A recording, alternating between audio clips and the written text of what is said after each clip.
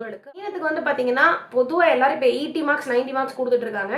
Of course உங்களுக்கு நெறைய நன்மைகள் நடக்க போகுது. பட் மைண்ட் பிரஷர் வந்து இருக்கு. பர்ட்டிகுலரா ரேவதி நட்சத்திரக்காரங்க, உத்திரட்டாதி நட்சத்திரக்காரங்கள கேளுங்க. அவங்க சொல்லுவாங்க. ஏன்னா போன வருஷம் அவங்க அத ஃபேஸ் பண்ணாங்க. ஜென்மத்துல சனி. ஆனா அவங்க அளவுக்கு உங்களுக்கு மோசமா இருக்காது. ஏன்னா உங்களுக்கு குரு பார்த்துட்டார். ஸோ சில குழப்பங்கள் இருக்கும், தீர்வு கிடைக்கும். அதுக்கு தீர்வு கிடைச்சிருச்சுன்னு யோசிச்சு முடிக்க முன்னாடி திரும்ப குழப்பங்கள். குழப்பங்கள், தீர்வுகள், தீர்வுகள், குழப்பங்கள் இப்படியே தான் உங்களுக்கு வந்து இந்த ஒரு வருஷம் போகும். அடுத்த வருஷமும் அப்படிதான் இருக்கும். 27 பாதி வரைக்கும்.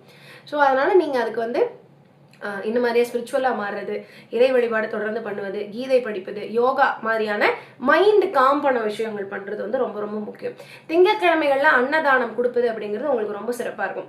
பர்டிகுலராக பெற்றவர்கள் வந்து மீன ராசிக்கார குழந்தைகள் இருந்தாலும் சரி, மீன ராசிக்காரர்கள் உங்களுடைய குழந்தைகளும் சரி, சற்றே விவாதங்கள் வந்து ஏற்படும்.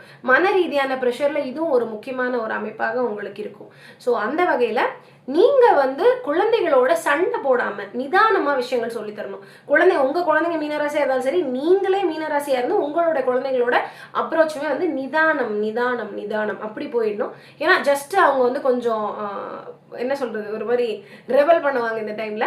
பட் நன்மைகள் தான் நிறைய இருக்கு. ஒன்றும் பெரிய கவலைகள் இல்லை. இருந்தாலும் இந்த ரெபலை வந்து சமாளிக்கிறதுக்கு நீங்களும் ஸ்பிரிச்சுவலா மாறி குழந்தைங்களும் இந்த டைம்ல கொண்டு வந்துடணும். 12 வருடத்திற்கு ஒரு முறை நடக்கக்கூடிய குரு பயிற்சி தான் இன்னைக்கு நடந்திருக்க குரு பயிற்சி. குரு அதாவது மீனராசிக்காரருக்கு லக்னாதிபதியான, அதாவது ராசி அதிபதியான குரு 5ஆம் இடத்தில் சென்று உச்சமாகுதுங்கிறது 2014 நடந்தது. இப்பதான் திருப்பி நடக்குது. 12 வருடம் கழிச்சு நடக்கிறது. ஸோ நீங்களே யோசிச்சு பாருங்க. 2014 திருப்பி யோசிச்சு பாருங்க. எவ்வளவு குழப்பங்கள் நடந்து உங்களுக்கு சில நன்மைகள் நடந்ததுன்னு உங்களுக்கு தெரியும். சேம் ரிப்பீட் நடக்குது இப்போ உங்களுக்கு. சரிங்களா? ஆல்மோஸ்ட் அதே விஷயங்கள் தான் உங்களுக்கு ரிப்பீட்ல நடக்க போகுது. ஸோ அந்த வகையில் நீங்கள் வந்து எவ்வளோக்கு எவ்வளோ அதை வந்து யூட்டிலைஸ் பண்ணிக்கிறீங்க.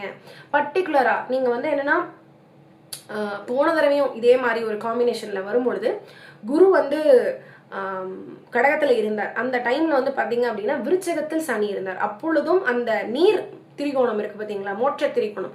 இந்த திரிகோணத்தில் இருக்கவங்க எல்லாருமே இந்த மாதிரியான குரு உச்சமாக கூடிய பீரியட்ஸை கரெக்டாக யூஸ் பண்ணிக்கணும். ஏன்னா சனியும் குருவும் சேர்ந்து உங்களுக்கு ஏதோ சொல்லி கிடக்க முயற்சி பண்ணுறாங்க. சனி குரு கேது தான் சன்னியாச யோகம், சனி குரு கேது தான் மோட்ச யோகம். ஸோ உங்களுக்கு ஸ்பிரிச்சுவலாகவும் நிறைய விஷயம் வந்து குரு வந்து இந்த டைம்ல சொல்லி தருவார். சனி அதற்கு உதவி பண்ணுவார். ஸோ அதனால அதையுமே நீங்கள் தொடர்ந்து வந்து ஒரு சின்ன கான்சன்ட்ரேஷன் போட்டிங்க அப்படின்னா ஒரு பெரிய ஒரு life turning point, self realisation, ஆத்ம அறிவு அப்படிங்கிறத மீன ராசிக்காரர்களாக இங்க வளர்த்துக்க முடியும். ஏன் மற்றவர்களுக்கெல்லாம் சொல்லாம இந்த மீன ராசிக்காரர்களுக்கு சொல்றேன் அப்படின்னா, மீனம் என்பதே முடிவை குறிக்கக்கூடியது. இதற்கு மேல திருப்பி திருப்பி பறந்துகிட்டு இருக்க அந்த பிறவி சுழற்சியை வந்து நான் அறுக்கணும். புனரபி ஜனனம் புனரபி மரணம் புனரபி ஜனனி ஜகரே சயனம். திருப்பி திருப்பி திருப்பி பிறந்து பிறந்து இந்த சம்சாரத்துல நம்ம இருக்கோம்.